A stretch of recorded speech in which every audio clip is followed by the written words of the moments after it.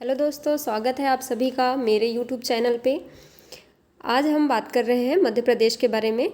Mainly इसमें हम discuss करेंगे मध्य प्रदेश की स्थिति के बारे में, उसका जो भौगोलिक स्थिति है और उसके संभाग कितने हैं, उसमें ज़िले कौन कौन से हैं, इसके बारे में। तो चलिए स्टार्ट करते हैं। सबसे पहले आपको ये दिख रहा होगा, मैंने यहाँ पे मैप आपको शो करके रखी हूँ, जहाँ पे आपको समझ में आएगा कि एमपी कहाँ पे है। तो मध्य प्रदेश का नाम से ही समझ में आता है, मध्य में होगा, हृदय प्रदेश भी कहा जाता है। तो ये हमारा मध्य प्रदेश है।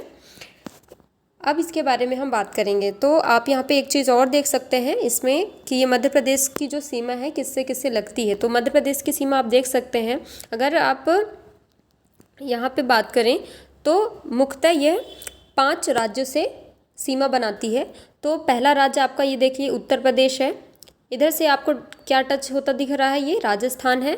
फिर ये गुजरात, महाराष्ट्र और लास्ट है आपका छत्तीसगढ़। तो मेनली आप कह सकते हैं कि मध्य प्रदेश की जो सीमा है वो 5 राज्यों से मिलती है। अब हम बात करेंगे हाँ, तो अभी हम इसके संभाग और ज़िले की बात करेंगे। तो संभाग के अंतर्गत ही हम ज़िले लेकर चलेंगे। सबसे पहले हम बात कर लेते हैं संभाग की। तो सबसे पहले आप देखिए उत्तर क्षेत्र में अब अगर हम जाते हैं तो उत्तर में आपको दिखेगा ये चंबल संभाग है। पहला संभाग आप देख सकते हैं इसको अगर। और यहाँ पे चंबल संभाग के अंतर्गत आपके पहले तो ये क्लियर रखिए कि 10 संभाग होते हैं, 52 जिले हैं। ठीक है, 51 थे लेकिन जब से निवाड़ी बना है अभी 52 जिले हो गए हैं।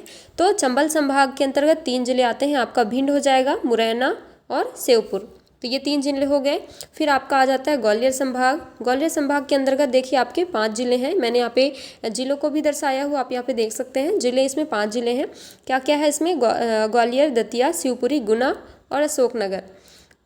ये मैं इसलिए आपको बता रही हूँ क्योंकि अभी हम जब भौगोलिक स्थिति पढ़ रहे होंगे मध्य प्रदेश की, उस वक्त आपको थोड़ा इसको याद रखने में आसानी होगी। इसलिए पहले आप ये देख लीजिए, स्थिति देख लीजिए कि कौन सा संभाग कहाँ पे और उस संभाग के अंतर्गत कौन कौन से जिले आ रहे हैं। अब हम यहाँ पे देख लेंगे कि सागर संभाग है। सागर संभाग के अंतर्गत आपके 6 जिले आते हैं। आपका ये सागर आ गया, सागर, दमोह, पन्ना, छतरपुर, टीकमगढ़ और साथ ही साथ टीकमगढ़ से अभी अलग होके बना निवाड़ी। निवाड़ी भी अभी सागर संभाग के अंतर्गत ही आता है, ये भी ध्यान रखिएगा। उसके अलावा आप देख सकते हैं ये है उज्जैन संभाग। उज्जैन संभाग के अंतर्गत आपका 7 जिला आता है। आप यहाँ से उठा लीजिए नीमच, मंदसौर, रतलाम, उज्जैन, शाजापुर, देवास और आगरमालवा।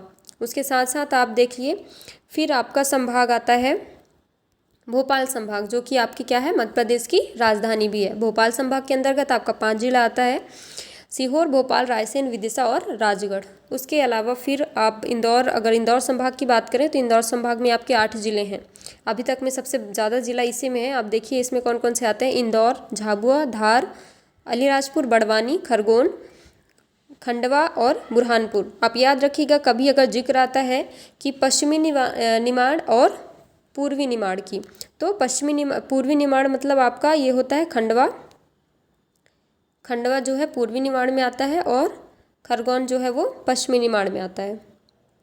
साथ ही साथ आप देख लीजिए होशंगाबाद संभाग था, मतलब आप कह सकते हैं कि उसका संभाग का नाम चेंज करके अभी नर्मदापुरम संभाग कर दिया गया है। तो आप ये ध्यान रखिएगा, उसमें 3 जिले हैं, होशंगाबाद, हरदा और बैतूल। तो जब जिले की बात करें तो होशंगाबाद ही रहेगा, बट जब अगर हम संभाग की बात करें तो उसको नर्मदापुर संभाग कहेंगे आप। और साथ ही साथ अभी हमारा जिला एक संभाग आता है जबलपुर। जबलपुर संभाग में भी 8 जिले हैं: कटनी, जबलपुर, नरसिंहपुर, छिंदवाड़ा, सिवनी, बालाघाट, मंडला, डिंडौरी। साथ ही साथ अब एक और हमारा यहाँ पे बनता है कौन सा, शहडोल संभाग। शहडोल संभाग के अंदर 3 जिले हैं: उमरिया, शहडोल और अनूपपुर।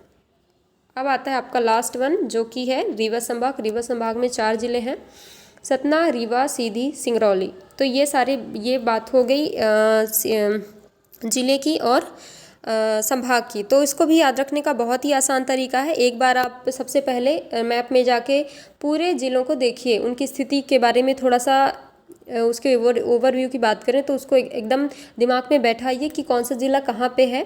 और जब आप संभाग याद करेंगे तो संभाग में आप बहुत ही ईजी तरीके से याद कर पाएंगे जब आपको पता हो जाएगा, क्योंकि जब संभाग की बात करते हैं तो उसके आसपास के ज़िले ही उसमें इंक्लूड होते हैं। जैसे अगर हम बात करें तो शहडोल संभाग की अगर हम बात करते हैं, शहडोल के संभाग के अंतर्गत आप देख सकते हैं जो 3 उसमें ज़िले हैं, उमरिया, शहडोल और अनूपपुर, वो एकदम उसके पास में है। तो कभी भी संभाग की बात करेंगे तो वो आसपास के ज़िलों को ही इंक्लूड करता है। तो जब आपको मैप में ज़िलों की स्थिति याद रहेगी तो आपको संभाग में कौन कौन से ज़िले आएंगे वो भी याद करना बहुत ईजी हो जाएगा। अब हम बात कर लेते हैं कि मध्य प्रदेश के जो उसके भौगोलिक क्षेत्र हैं उनके बारे में। भौगोलिक क्षेत्र इसलिए बहुत ज़रूरी है क्योंकि ये हर जगह आपको काम आएगा। एक बार आप जान जाएंगे कि भौगोलिक स्थिति में कौन सा पठार कहाँ पे स्थित है मध्य प्रदेश का, तो बहुत सारी चीज़ें आपको क्लियर हो जाएंगी।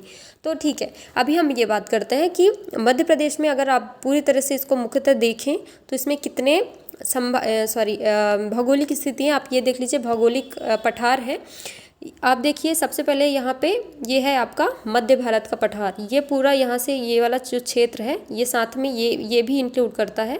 ठीक है, तो ये इतना पूरा क्षेत्र ये आपका मध्य भारत का पठार कहलाता है। मध्य भारत का पठार। दूसरा आपका आ जाता है ये वाला क्षेत्र जिसको हम बोलते हैं सबसे बड़ा क्षेत्र होता है ये मालवा का पठार जिसको बोलते हैं। आप यहाँ परसेंटेज देख सकते हैं 28.62, ये सबसे बड़ा क्षेत्र होता है मध्य प्रदेश में।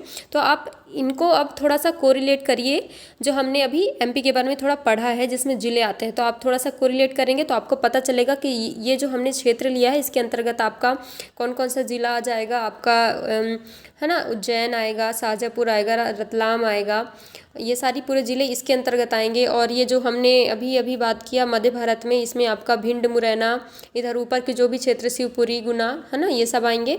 उसके साथ ही आप अगर नर्मदा, अब फिर देखें नर्मदा सोन घाटी आता है, उसके नीचे ये वाला क्षेत्र जो है वो क्या है, नर्मदा सोन घाटी का क्षेत्र है। इसमें नर्मदा सोन घाटी इसका नाम ऐसा नाम से आप याद रखिए क्योंकि यहाँ इसी ये जो क्षेत्र होता है यहीं पे नर्मदा नदी का प्रवाह है, इधर गुजरात में जाता है ये। और सोन नदी नर्मदा सोन घाटी इसलिए कहा जाता है क्योंकि यहाँ से उद्गम स्थल हुआ है और यहाँ से फिर होते हुए नर्मदा नदी बहती है। तो इससे याद रखिएगा नर्मदा सोन घाटी इसको बोला जाता है। और सबसे नीचे आ जाता है आपका, सबसे नीचे वाला ये जो पार्ट है ये पूरा आपका क्षेत्र आ जाता है सतपुड़ा मैकल श्रेणी का। तो आपके मुख्य अभी कितने हो गए, 1, 2, 3 और ये 4 पठार हो गए। 5वें में आप आएंगे तो ये होता है बघेलखंड का पठार। बघेलखंड का पठार जो मुख्यतः हमारा शहडोल, उमरिया और ये अपना अनूपपुर, ये सारे क्षेत्र इसमें आएंगे, है ना। अभी रीवा पन्ना के पठार में जब जाएंगे तो रीवा पन्ने के पठार में, या इसी को विंध्यन का पठार भी बोला जाता है। रीवा पन्ने के पठार से आप समझ सकते हैं रीवा है तो रीवा जिला जहाँ पे होगा, है ना, रीवा सीधी सिंगरौली जिसमें आएगा वो आपका रीवा पन्ना का पठार होता है। अब लास्ट आ जाता है एक और आपका क्षेत्र बचता है, तो ये आपका है बुंदेलखंड का पठार। तो कुछ ये वाला पार्ट, इतना पार्ट इसमें बुंदेलखंड के पठार में आता है। तो अब इसमें सबसे आपको क्षेत्र को देख कर समझ में आ गया होगा कि मालवा का जो पठार है वो सबसे बड़ा है। ठीक है, पहले नंबर पे मालवा का पठार आता है, दूसरे नंबर पे आपका आ जाता है नर्मदा सोन घाटी।